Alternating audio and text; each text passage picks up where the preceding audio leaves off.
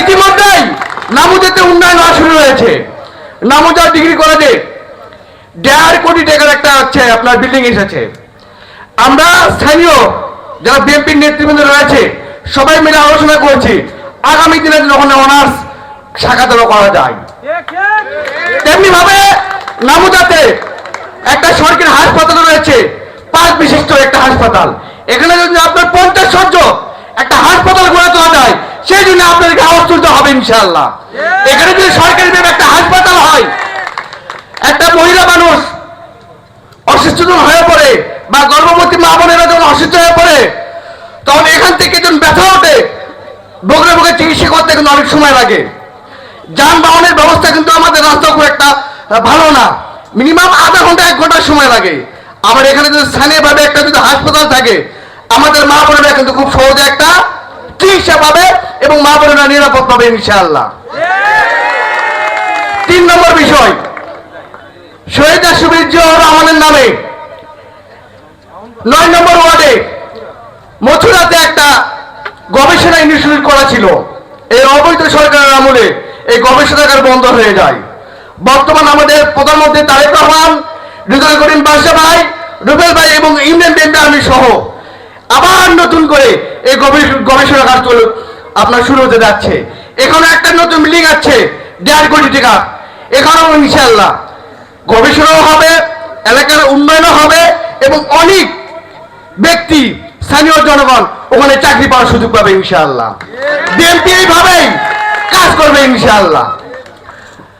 আর আমাদের ইউনিয়ন পরিষদ থেকে প্রায় 90 ধরনের ভাতা কিন্তু এই ইউনিয়ন পরিষদ থেকে আসে। বয়স্ক ভাতা বলেন, বিধবা ভাতা বলেন, গর্ভবতী কার্ড বলেন, ইত্যাদি ইত্যাদি। আমরা আপনি কয়টা ভাতার নাম জানি?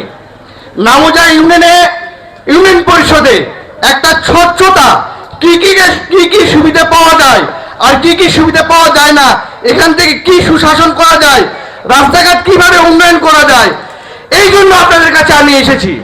আপনারা একটু সচেতন হন। ইউনিয়ন পরিষদ থেকে অনেক কাজ আছে, অনেক সুবিধা আছে, সেটা ইউনিয়ন পরিষদ থেকে আপনারা বুঝে নেবেন ইনশাআল্লাহ। আমি আর বেশি কিছু বলবো না। এখন আমি এখানে আমাদের বিএনপি যারা প্রেসিডেন্ট সেক্রেটারি সাংগঠনিক সবাই এখানে উপস্থিত রয়েছেন।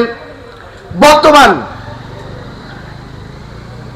নামুজা ইউনিয়ন আগামী দিনের পরিষদের নির্বাচনের এটা প্রথম অধিকার রাখে বর্তমান বিএনপির সভাপতি জনাব আবু বকর সিদ্দিকী মাস্টার। 2 নম্বর দাবিদার রাখে আব্দুল হান্নান, ইউনিয়ন বিএনপির সাধারণ সম্পাদক। 3 নম্বর দাবি রাখি আমি, যেহেতু 11টা ইউনিয়নের একজন সাধারণ সম্পাদক, আমিও 10 থেকে নমিনেশন দাবিদার রাখি। আমাদের 3 জনের মধ্যে যে ব্যক্তি যোগ্য পাবে আমরা তারই ইনশাআল্লাহ ভোট করবো ইনশাআল্লাহ।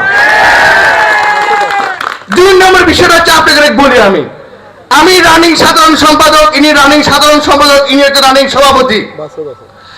এখানে আরেকজন ক্যান্ডিডেট আছে আমাদের প্রিয় বড় ভাই বাসেদ ভাই, উনি ইউনিয়ন বিএনপির সিনিয়র সহসভাপতি, উনিও দাবিদার রাখে।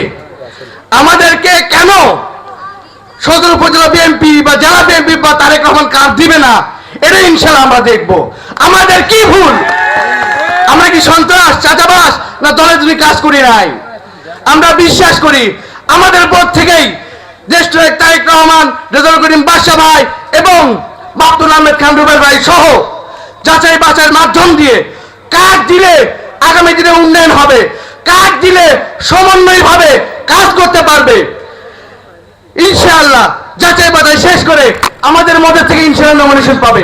আপনারা সবাই কাঁধে কাঁধ মিলে একে অপরের হাতে হাত রেখে আমরা আগামী দিনে উন্নয়ন করবো ইনশাআল্লাহ। এই আশা, এই প্রত্যাশা রেখে সবাইকে ধন্যবাদ জানিয়ে আমি আমার কথা বলা শেষ করলাম।